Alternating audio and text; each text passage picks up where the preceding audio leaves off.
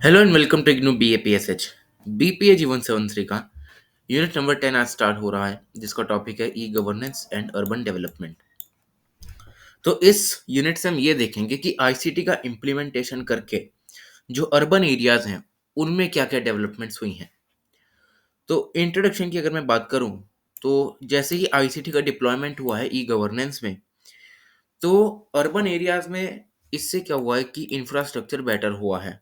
ठीक है, नई नई इनोवेशंस हो रही हैं, बाहर से इन्वेस्टमेंट आ रहा है जो कोई भी अर्बन एरिया आईसीटी को इम्प्लीमेंट कर रहा है। तो आईसीटी से ये सब डेवलपमेंट्स हुई हैं और कुछ और भी ऐसे डेवलपमेंट्स है जो कि ई गवर्नेंस स्पेशली जो आईसीटी से ड्राइव की जाती है उसमें भी अर्बन डेवलपमेंट देखने को मिली है, जैसे कि एडमिनिस्ट्रेशन का स्ट्रीमलाइन होना, सर्विसेज का इंटीग्रेशन। तो ये सब हुई हैं एडमिनिस्ट्रेशन से रिलेटेड। तो जो गुड ई गवर्नेंस प्रैक्टिस की जा रही है इंडिया में, उसमें कुछ स्टेट्स हैं जो कि बहुत ही ज़्यादा अच्छा परफॉर्म कर रही हैं ई गवर्नेंस में। तो जैसे कि कर्नाटका, केरला एंड आंध्र प्रदेश, ये सब कुछ ऐसी स्टेट्स हैं जो इंडियन गवर्नमेंट में जो है वो ई गवर्नेंस को अच्छे से रन कर पा रही हैं। नेक्स्ट टॉपिक आता है urban mission mode projects under national e governance plan. तो अगर कोई भी हमें प्रोजेक्ट को इम्प्लीमेंट करना है तो उसके लिए कुछ ऑब्जेक्टिव्स यहाँ पर रखे जाते हैं, जैसे कि यहाँ पर मेजरेबल आउटकम्स का होना बहुत ही ज़रूरी है। ऐसा यहाँ पर नहीं होना चाहिए कि हम इनपुट ज़्यादा से ज़्यादा लगा रहे हैं पर आउटपुट में हमें कुछ नहीं मिल रहा हो।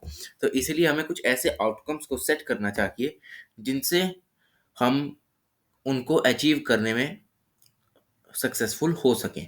मतलब ऐसे हमें आउटकम्स रखने चाहिए कि हम उन्हें फुलफिल कर सके। ऐसा ना हो कि आउटकम उन्हें बहुत ही बड़ा रख लिया है, ठीक है, काम हम कुछ नहीं कर पा रहे हैं, तो ऐसा यहाँ पर नहीं होना चाहिए।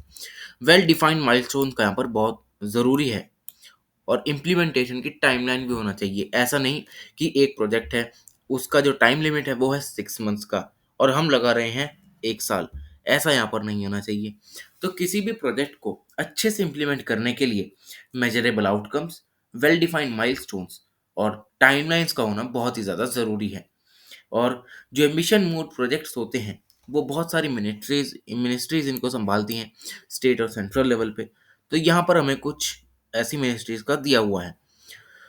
तो ये urban level mission mode project और नेशनल ई गवर्नेंस प्लान। तो इसमें सबसे पहला जो गोल आता है वो है कॉमन सर्विस सेंटर। ठीक है, अब जो ये कॉमन सर्विस सेंटर है इसके ऑब्जेक्टिव्स क्या क्या हैं। इसका ऑब्जेक्टिव ये है कि हाई क्वालिटी और कॉस्ट इफेक्टिव वीडियो, वॉइस और डेटा कंटेंट प्रोवाइड कराया जाए लोगों को जहाँ पर जो ई गवर्नेंस इम्प्लीमेंट हुई हो। एजुकेशन, हेल्थ और टेलीमेडिसिन, एंटरटेनमेंट से लेकर प्राइवेट सर्विसेज तक यहाँ पर इसको प्रोवाइड किए जाएं लोगों को, ताकि लोग जो हैं वो अच्छे से इनका फ़ायदा ले सकें। और ये सर्विसेज क्या क्या प्रोवाइड करता है कि ये ई गवर्नेंस सर्विसेज को रूरल एरियाज में भी प्रोवाइड करता है, जहाँ पर जो एप्लीकेशन फॉर्म्स हो गए, सर्टिफिकेट्स हो गए, बिल पेमेंट्स हो गए, ये सब यहाँ पर इससे किया जाता है कि कोई भी इंसान जो है सीएससी जाकर अपना कोई भी बिल भर सकता है, कोई भी फॉर्म फिल कर सकता है, किसी एग्जाम वगैरह का अपना सर्टिफिकेट निकाल सकता है। तो ये सब कॉमन सर्विस सेंटर्स के कुछ सर्विसेज होते हैं। नेक्स्ट है ई डिस्ट्रिक्ट, जिसकी नोडल एजेंसी है department of IT, government of India. इसका काम क्या है? To enhance efficiencies of various departments at the district level to enable seamless service delivery to the citizens। अब ई डिस्ट्रिक्ट का जो काम है वो ये है कि डिस्ट्रिक्ट लेवल पर जो भी डिपार्टमेंट्स हैं उनमें एफिशिएंसी को एनहेंस करना, वो अच्छे से काम कर सकें, उनके लिए ऐसी पॉलिसीज बनाना। ठीक है, ऐसी कुछ चीज़ें इम्प्लीमेंट करना जिसकी वजह से जो डिस्ट्रिक्ट लेवल पे जो एडमिनिस्ट्रेशन है उसका जो प्रोसीजर है वो स्ट्रीमलाइन हो जाए। मतलब फ्रेगमेंटेड यहाँ पर नहीं होना चाहिए कोई भी प्रोसीजर, और सिटीजन्स को अच्छी से अच्छी डिलीवरी यहाँ पर दी जाए ताकि जो सिटीजन्स हैं वो अपने डिस्ट्रिक्ट लेवल पर अच्छे से जो है वो गवर्नमेंट पर ट्रस्ट कर सकें। वहीं जो इसकी सर्विसेज हैं, तो इसकी ये सर्विसेज हैं कि कुछ ऐसे मैकेनिज्म्स को फैसिलिटेट करना ताकि जो डिलीवरी स्ट्रक्चर है डिस्ट्रिक्ट लेवल का वो एनहांस हो सके और उसकी सर्विस डिलीवरी एफिशिएंट बन सके। Back end computerisation to enable efficient delivery of government services computerisation और डिस्ट्रिक्ट ऑफिसेज में, सभी डिस्ट्रिक्ट ऑफिस में कंप्यूटर्स हों जिसके ज़रिए जो लोग हैं वो अपना काम कर सकें एफिशिएंट तरीके से। Provide a system of spreading information on the government schemes से रिलेटेड जो इन्फॉर्मेशन है उनको यहाँ पर स्प्रेड करना, और करंट एक्टिविटीज़ का स्टेटस देखना कि अगर कोई पॉलिसी डिस्ट्रिक्ट लेवल पर बनाई गई है तो अभी उसका करंट स्टेटस क्या है, क्या वो अभी डेवलपमेंटल स्टेज पे है, क्या उसमें इम्प्रूवमेंट्स आ रही हैं, ठीक है, तो ये सब यहाँ पर किया जाता है। थर्ड है ई म्यूनसिपैलिटी, जिसकी नोडल एजेंसी है मिनिस्ट्री ऑफ अर्बन डेवलपमेंट। तो इसका जो ऑब्जेक्टिव है वो ये है कि विलेज में रहने वाले लोगों के जो भी चैलेंजेस हैं उनको ओवरकम करना, ठीक है, विलेज के लोगों की नीड्स को कैटर करना, ठीक है, ताकि जो रिलायबल कम्युनिकेशन और इंफ्रास्ट्रक्चर है वो उसका यूज़ करके अच्छे से डेवलपमेंट कर सके अपना भी। और जो सर्विसेज यहाँ पर विलेज वालों को दी जाती है वो है कुछ revenue mobilisation for implementing schemes at gram panchayat level. जो रेवेन्यू आता है गवर्नमेंट के पास वो ग्राम पंचायत लेवल पर अच्छे से इम्प्लीमेंट हो, ताकि जो विलेजेस हैं उनमें भी हम कुछ डेवलपमेंट देख सकें, और जो स्कीम्स एग्जिस्ट कर रही हैं या जो चल रही हैं उनके मैकेनिज्म को मॉनिटर भी इससे कर सकते हैं। तो इसकी सर्विसेज क्या क्या होती हैं? Issue of trade licences and NOC. अब जो विलेज के लोग हैं उन्हें ये ट्रेड लाइसेंस प्रोवाइड करता है, हाउस रिलेटेड सर्विसेज प्रोवाइड करता है, death certificate, birth certificate, income tax certificate, ठीक है, और सॉल्वेंसी के यहाँ पे सारे काम किए जाते हैं। Digitalisation of village infrastructure on a map. अब मैप के बेसिस पे जो विलेज का इंफ्रास्ट्रक्चर उसको डिजिटलाइज किया जाए कि किस ऐसा एरिया है विलेज का जहाँ पर जो डेवलपमेंट है वो नहीं हुई है तो वहाँ पर कंप्यूटराइजेशन करें, ठीक है, सीएससी यहाँ पर इंस्टॉल किए जाएँ ताकि जो विलेज के लोग हैं वो भी अपना सारा काम इंटरनेट के ज़रिए कर सकें। फोर्थ है अर्बन गवर्नेंस, जिसकी नोडल एजेंसी है मिनिस्ट्री ऑफ अर्बन डेवलपमेंट, और ये अभी प्रपोजल स्टेज में ही है, मतलब ये प्रपोज की गई है, ठीक है, अभी तक ये इम्प्लीमेंट नहीं हुई है, ये अभी इसका बिल रखा गया है। अब आता है आईसीटी एंड इंफ्रास्ट्रक्चर। तो हम अगर बिल्कुल स्क्रैच से देखें कि जो इंफ्रास्ट्रक्चर है उसका डेवलपमेंट कहाँ से होना चाहिए, तो ऐसा तो नहीं होगा कि सबसे पहले स्टेट का डेवलपमेंट होगा उसकी कैपिटल का, ऐसा नहीं। सबसे पहले जो सबसे बेसिक यूनिट आती है इंफ्रास्ट्रक्चर की वो आती है डिस्ट्रिक्ट का इंफ्रास्ट्रक्चर। इसीलिए हमें सबसे पहले डिस्ट्रिक्ट के इंफ्रास्ट्रक्चर को बिल्ड करना चाहिए, ताकि जो डिस्ट्रिक्ट के इंफ्रास्ट्रक्चर अगर बिल्ड हो गए तो वो स्टेट के इंफ्रास्ट्रक्चरल डेवलपमेंट में भी आगे काम आएंगे, और वही स्टेट आगे देश के लिए भी अच्छा इंफ्रास्ट्रक्चर डेवलप कर सकेगी। तो जो डिस्ट्रिक्ट एडमिनिस्ट्रेशन है वो इनके फोरफ्रंट पर रहते हैं, ताकि जो गवर्नमेंट की सर्विसेज हैं उनको ऑटोमेटिक किया जाए, ठीक है। एनआईसी सेंटर्स को यहाँ पर इस्टेब्लिश किया जाए हर डिस्ट्रिक्ट हेडक्वार्टर्स में, ताकि जो भी स्टेट है या जो सेंट्रल गवर्नमेंट है वो इनसे कनेक्ट रह सकें डीआईएस एनआईसी नेटवर्क के जरिए। While electronic service delivery at district level is largely handled by these centers, physical interactions are necessary for developing for delivery beyond this level, which are typically government establishment. अब यहाँ पर जो electronic service delivery है district level की वो ये centres ही चलाते हैं, और यहाँ की जो फिजिकल इंटरेक्शन होती है वो भी यहाँ पर उतनी ही इम्पोर्टेंट होती है जहाँ पर जो इलेक्ट्रॉनिक सर्विस डिलीवरी है, क्योंकि अगर फिजिकल इंटरेक्शन नहीं होगी, फिजिकल चैनल्स नहीं होगी इंटरेक्शन के लिए, तो लोग जाएंगे कहाँ पे, ठीक है। तो इसके लिए हमें क्या करना चाहिए कि कायोस्क को यहाँ पर एस्टेब्लिश करना चाहिए। कायोस्क एक ऐसा रूम लाइक स्ट्रक्चर होता है छोटा सा, जहाँ पर वेब इनेबल्ड अप्लायंसेस रखे जैसे जैसे कि डेस्कटॉप हो गया, कंप्यूटर हो गया, तो ये सब यहाँ पर इंस्टॉल करना चाहिए ताकि जो लोग हैं फिजिकली जाकर अपना काम खुद से कर सकें। सीएससीज को यहाँ पर इंस्टॉल करना चाहिए ताकि जो स्टेट गवर्नमेंट की डेवलपमेंटल स्कीम्स हैं उनका लोगों को पता चल सके, अपने कुछ सर्टिफिकेट्स वो बनवा सकें, एप्लीकेशन फॉर्म्स वो सबमिट कर सकें इंटरनेट के ज़रिए। तो ये आईसीटी और इंफ्रास्ट्रक्चर में आता है। However, several states have penetrated delivery to village and block levels, including Andhra Pradesh, Jharkhand and Kerala. अब जो कुछ स्टेट्स हैं जिन्होंने विलेज और ब्लॉक लेवल पे डिलीवरी को एनहांस कर दिया है, जैसे कि यहाँ पर तीन स्टेट्स दी गई हैं, आंध्र प्रदेश, झारखंड और केरला। यहाँ पर ब्लॉक और विलेज लेवल पर आईसीटी इंफ्रास्ट्रक्चर को डेवलप किया जा रहा है। वहीं कुछ अदर स्टेट जैसे कि अंडमान निकोबार, गुजरात, हरियाणा, हिमाचल, मध्य प्रदेश, ओडिशा, पंजाब, ये सभी सिर्फ ब्लॉक ऑफिसेस तक ही अपना डेवलपमेंट कर सके हैं। The widespread use of CSCs as a common channel of delivery in many states underscores the importance of public-private partnership in expanding reach and access to the government services. अब अगर ये जो developmental schemes हैं जो कि CSC में काम आती हैं, तो इससे क्या होगा कि जो सीएससी हैं उनका चैनल बढ़ेगा, उनकी जो कस्टमर रीच है वो भी ज़्यादा बढ़ेगी। इससे क्या होगा कि जो पब्लिक प्राइवेट पार्टनरशिप है वो भी ज़्यादा से ज़्यादा लोगों को टारगेट कर सकेगी, ताकि जो गवर्नमेंट सर्विसेज हैं वो उनको अच्छे से एक्सेस कर सके। तो गवर्नमेंट को यहाँ पर ज़्यादा से ज़्यादा सीएससीज को प्रमोट करना चाहिए, ताकि जो लोग हैं वो फिजिकली जाकर अपना काम कर सकें।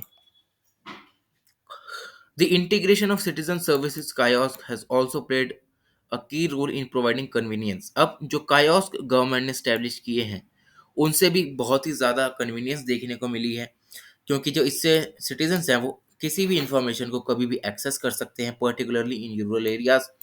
रूरल एरियाज में जहाँ पर अभी तक डेवलपमेंट इतना हुआ नहीं है, वहाँ पर ये जो कायोस्क हैं वो बहुत ही ज़्यादा इंपॉर्टेंट रोल प्ले कर रहे हैं वहाँ के डेवलपमेंट में, जिससे कि जो डिजिटल डिवाइड है उसको ब्रिज किया जा सकता है। आगे है e governance projects in urban areas. तो यहाँ कुछ ऐसे 5 प्रोजेक्ट्स हैं जिनके बारे में हम पढ़ेंगे। तो सबसे पहला प्रोजेक्ट है ट्रांसपोर्टेशन से रिलेटेड। अब ट्रांसपोर्टेशन से रिलेटेड कैसा ई गवर्नेंस प्रोजेक्ट है, तो इसके कुछ यहाँ पर सर्विसेज बताई गई हैं कि ये सर्विसेज क्या क्या प्रोवाइड करेगा। तो पहली सर्विस है assurance of time table of buses departures. तो अब इससे क्या होगा कि जो बसेस के आने जाने का जो टाइम है वो यहाँ पर सबको प्रोवाइड किया जाएगा। बुकिंग फैसिलिटी प्रोवाइड की जाएगी ट्रांसपोर्ट के लिए। ट्रांसपोर्टेशन इम्प्रूवमेंट प्रोग्राम यहाँ पर चलाया जाएगा। तो ये सब इसकी सर्विसेज हैं। और इसके कुछ प्रोजेक्ट्स हैं जैसे कि CFST, जो कि citizen friendly services of transport department by Andhra Pradesh. अब ये आंध्र प्रदेश जो गवर्नमेंट है इसने CFST को इम्प्लीमेंट किया है, जिसमें जो लर्नर्स के लाइसेंसेस होते हैं उनको यहाँ पर इशू किया जाता है। ड्राइविंग लाइसेंस सबको दिए जाते हैं जो भी इसके लायक होते हैं। रिन्यूअल ऑफ ड्राइविंग लाइसेंसेस, अब ड्राइविंग लाइसेंस जिसका एक्सपायर हो जाए वो उसको रिन्यू भी करा सकता है इसके जरिए। तो ये आंध्र प्रदेश गवर्नमेंट का एक स्टेप है इसके जरिए। आगे है वाहन एंड सारथी। अब वाहन और सारथी एक ऐसी बैक एंड एप्लीकेशन है जो कि ट्रांसपोर्ट डिपार्टमेंट में वर्क फ्लो को अच्छे से काम करती हैं वर्क फ्लो के लिए। जैसे कि कोई भी मान लीजिए अगर ट्रेन है तो ट्रेन कितने बजे आएगी, कितने बजे जाएगी, कौन सी रूट से जाएगी, तो ये सब यहाँ पर इसमें बताया जाता है। फिर है OSRTC, जो Odisha state road transport communication corporation जो है उसने इसको स्टार्ट किया है, ताकि जो ट्रांसपोर्ट रिलेटेड फैसिलिटीज़ हैं वो सभी लोगों को ऑनलाइन यहाँ पर प्रोवाइड की जा सकें। सेकंड सर्विसेज है online payment of bills and taxes. अब इसकी सर्विसेज में ऑनलाइन ट्रांजैक्शन आ जाता है, बिल की पेमेंट आ जाती है, payment of bill, taxes, house EMIs को पे करना ऑनलाइन मीडियम से। तो ये इसकी कुछ सर्विसेज हैं। तो प्रोजेक्ट्स में सबसे इंपॉर्टेंट है फ्रेंड्स। ये जो प्रोजेक्ट है वो केरला गवर्नमेंट ने चलाया है अपने सिटीजन्स के लिए, ताकि जो इलेक्ट्रिसिटी बिल्स हैं, वाटर बिल्स हैं, टैक्सेस वगैरह हैं, वो सब ये ऑनलाइन पे कर सकें। आगे है ई सेवा। ई सेवा एक ऐसा प्रोग्राम है जो कि आंध्र प्रदेश गवर्नमेंट ने इम्प्लीमेंट किया है, जिसके ज़रिए जो लोग हैं वो अपने बिल्स को ऑनलाइन पे कर सकते हैं कंडक्टिंग ट्रांजैक्शंस। फिर है ई पौरसभा म्यूनिसिपल एप्लीकेशन। ये जो ई पौरसभा है ये एक ई गवर्नेंस एप्लीकेशन है अर्बन लोकल बॉडीज़ के लिए, ताकि जो टैक्स कलेक्शन सिस्टम है, ठीक है, प्रॉपर्टी टैक्स कलेक्शन है, वाटर टैक्स है, इन सभी से रिलेटेड जो भी इंफॉर्मेशन है वो यहाँ पर अपलोड की जाती है, ताकि जो लोग हैं वो भी इसको एक्सेस कर सकें और वहीं ये गवर्नमेंट के भी काम आती है। फिर है इंफॉर्मेशन सर्विसेज। इसमें सबसे पहला आता है Lok Mitra by the government of Himachal Pradesh. अब हिमाचल प्रदेश की गवर्नमेंट ने लोक मित्र नाम की एक स्कीम चलाई है, जिसमें जो इंफॉर्मेशन है वैकेंसीज के जरिए, ठीक है, जो भी जॉब वैकेंसीज हैं, कंपनी के टेंडर्स हैं, मार्केट रेट्स हैं, इन सभी के जो इंफॉर्मेशन है वो यहाँ पर दी जाती है। फिर है महिती शक्ति, जो कि गुजरात गवर्नमेंट ने यहाँ पर चलाई है, ताकि जो भी इंफॉर्मेशन है रिलेटेड वर्किंग से रिलेटेड जो भी इंफॉर्मेशन है वो सिटीजन्स को दी जा सके। फिर है म्युनिसिपल सर्विसेज, इसमें हाउस टैक्स असेसमेंट आ जाता है, maintenance of records of land and property, issue of death certificates और रजिस्ट्रेशन ऑफ प्रॉपर्टी। तो ये सब यहाँ पर कुछ सर्विसेज हैं। इसके कुछ प्रोजेक्ट्स हैं जैसे कि ई पंजीयन यानी रजिस्ट्रेशन। अब ये आसाम गवर्नमेंट द्वारा स्टार्ट किया गया है। जैसे कि जो इससे क्या होगा कि जो कंप्यूटराइजेशन है डॉक्यूमेंट्स को रजिस्टर करने का, वो यहाँ पर किया जाएगा कि ऑनलाइन कंप्यूटर के जरिए जो डॉक्यूमेंट्स है उनको रजिस्टर किया जाएगा सब रजिस्ट्रार ऑफिस में। उसके बाद है पालिका। जो पालिका है एक प्रॉपर्टी टैक्स सॉफ्टवेयर है जो कि बेसिक डिटेल्स को, जो भी ऑनर है या जो जो प्रॉपर्टी बेच रहा है उसकी सारी बेसिक डिटेल्स यहाँ पर रहती है कि कहाँ रहता है, क्या नाम है, पेमेंट्स और डिटेल्स वगैरह की यहाँ पर सारी एप्लीकेशन में रहती है। फिर है रोड एंड ट्रैफिक मैनेजमेंट। इसमें ऐसी सर्विस आती हैं जो रोड से रिलेटेड हैं, जैसे कि नेटवर्क और रोड्स एंड विलेज, कितने कितनी सड़कें इस स्टेट में है, कितनी सड़कें इस डिस्ट्रिक्ट में है, तो ये सब यहाँ पे देखा जाता है। रोड की कंस्ट्रक्शन कहाँ पर होनी है, मेंटेनेंस कैसा हो रहा है, तो ये सब यहाँ पर देखा जाता है। इसका एक प्रोजेक्ट है जो कि है भू संवेदना। ये एक ऐसा प्रोजेक्ट है जो कि कंप्यूटराइज्ड लैंड एक्विजिशन सिस्टम को फॉलो करता है, जिससे कि जो इंटीग्रेशन है भूमि के साथ, यहाँ की जो लैंड है उसके साथ इसका इंटीग्रेशन अच्छे से रहता है। कंप्यूटराइज्ड जो मीडियम है उसका यहाँ पर यूज़ करके लैंड से रिलेटेड डिटेल्स को यहाँ पर ये रखा जाता है, ताकि जो लैंड एक्विजिशन का प्रोसेस है उसको ऑटोमेट किया जा सके ऑनलाइन मीडियम से। फिर है Rajasthan state pollution control board. ये एक ऐसा प्रोजेक्ट है जो कि कंप्यूटर बेस्ड सिस्टम को हार्डवेयर से कनेक्ट करता है। ठीक है। और लास्ट टॉपिक है हमारा स्मार्ट सिटीज मिशन। अब स्मार्ट सिटीज ऐसे सिटीज नहीं है जहां पर हर जगह कंप्यूटर लगे हों, हर जगह इंटरनेट हो, ऐसा नहीं। ठीक है। बहुत सारे लोग क्या करते हैं कि स्मार्ट सिटीज को ऐसी सिटीज समझ लेते हैं जो कि फ्यूचरिस्टिक होती हैं, उड़ने वाली गाड़ियां हैं, ठीक है, हर जगह कंप्यूटर हैं, लोग हाईटेक हो चुके हैं, ऐसा नहीं होता। स्मार्ट सिटीज क्या करती हैं, आईसीटी का यूज करके जो एग्जिस्टिंग सिटीज हैं उनको डेवलप करती हैं, ना कि फ्यूचरिस्टिक सिटीज को बनाना। ठीक है। तो यहाँ पर आईसीटी को यूटिलाइज किया जाता है। ठीक है। इंटरनेट ऑफ थिंग्स का यूज किया जाता है ताकि जो सिटीजन है उनको कनेक्ट किया जा सके, उनके बिजनेसेस को कनेक्ट किया जा सके, गवर्नमेंट को कनेक्ट किया जा सके, और अर्बन चैलेंजेस जो आ रहे हैं उनकी क्वालिटी, जो अर्बन चैलेंजेस जो आ रहे हैं उनको अच्छे से फेस किया जा सके, और जो लाइफ की क्वालिटी है उसको इन्हेंस किया जा सके through innovation and sustainable practices. और जो इंडिया है वहाँ पर जो स्मार्ट सिटी मिशन है उसका एम है कि 100 सिटीज को डेवलप करना by harnessing technology to drive economic growth. Economic growth को यहाँ पर टारगेट किया जा रहा है कि टेक्नोलॉजी को हार्नेस करके, वो भी सस्टेनेबल टेक्नोलॉजी को हार्नेस करके, हम इकोनॉमिक ग्रोथ को यहाँ पर लाएंगे। ठीक है। लिवेबिलिटी को इम्प्रूव करेंगे, लोकल एरिया डेवलपमेंट होगा, रीडेवलपमेंट होगा एग्जिस्टिंग एरियाज का इंक्लूडिंग स्लम्स, ताकि जो पॉपुलेशन है वो डेवलप्ड एरियाज में एक्सपैंड कर सकें।